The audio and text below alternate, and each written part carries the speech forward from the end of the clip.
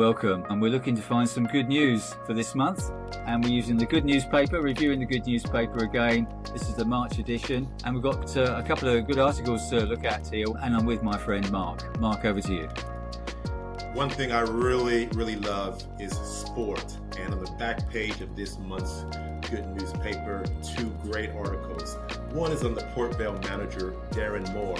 Now, Premier League player, coaching various clubs, but you know, his managerial career has been anything but smooth. The ups and downs that he's experienced. One thing I like about the article is the pressure he's under. He says that his faith gives him the ability to cope with that pressure that's constant, and also with the ups and downs. You know, his managerial career has not been all roses, yet he's calm and he's hopeful, and that's because of his faith in Jesus. I wonder how smooth your life is. How is your career going? Have you achieved all your dreams? Have there been some downers? Well, read this article on Port Vale manager Darren Moore. I think it will encourage you to see that the stability that faith brings can be a help to you. There's a second article on Dr. Mark Prince. This is very inspirational, very encouraging. The sad part of this story is he received an award at the Sports Personality of the Year on the BBC. It's work that was inspired by the death of his son, a promising footballer who was stabbed to death outside his school almost 20 years ago.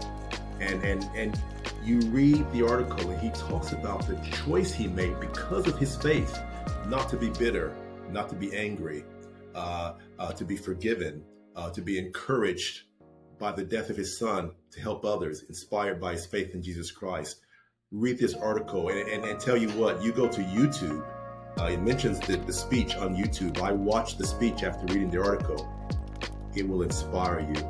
It will encourage you to reconsider the place of Jesus Christ in the midst of tragedy and to inspire you to help others. Read the sports page in this month's Good Newspaper. See the YouTube video of Dr. Mark Prince. Be encouraged. Colin?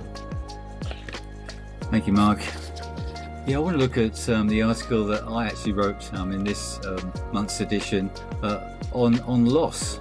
And it's called Let's Talk About Loss.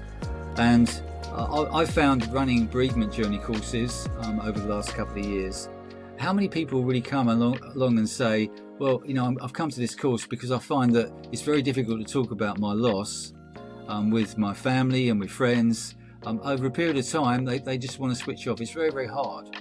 And I think society as a whole really struggles with this. I mean, there's a quote here I put here. I lost my husband a year ago, and now no one wants to talk about him. I don't think they know what to say. How about you? How do you react when you come across somebody who's been bereaved, a friend or a family member?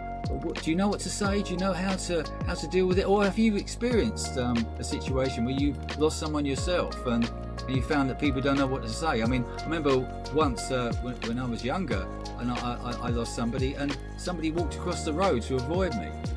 This is the sort of situation that happens when people don't know what to say. So my articles try and encourage us, not to condemn us, not to make us feel bad, just how do we help one another through grief and loss, because we're all going to face grief and loss at some point in our lives.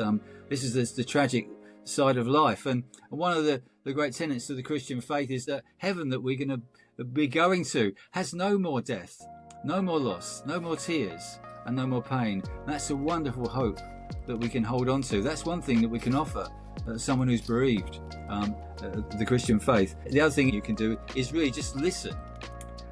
So often we feel we've got to try and fix the situation. We've got to try and chivvy the person along and make them feel less hurting. We don't want to make them cry. But really so many people tell me is that what they really want is someone that gives a really good listening ear and really shows care in that way. So that's a really practical thing you can do. And the article finishes off with just saying that Jesus says that blessed are those who mourn. The blessing is that in the mourning, he can be with us in the sadness and the loss. We can reach out to Jesus for help. He is our hope. Mark, over to you. Thank you, Colin. Colin, your article really inspired me. It's so practical. Everybody can lend a listening ear. And this article on Dr. Mark Prince, very, very inspiring. Watch the video, get the good newspaper, read the articles, be inspired, be encouraged, and be reminded of the place of Jesus Christ in the lives of these people and how he can be a part of your life as well. God bless you.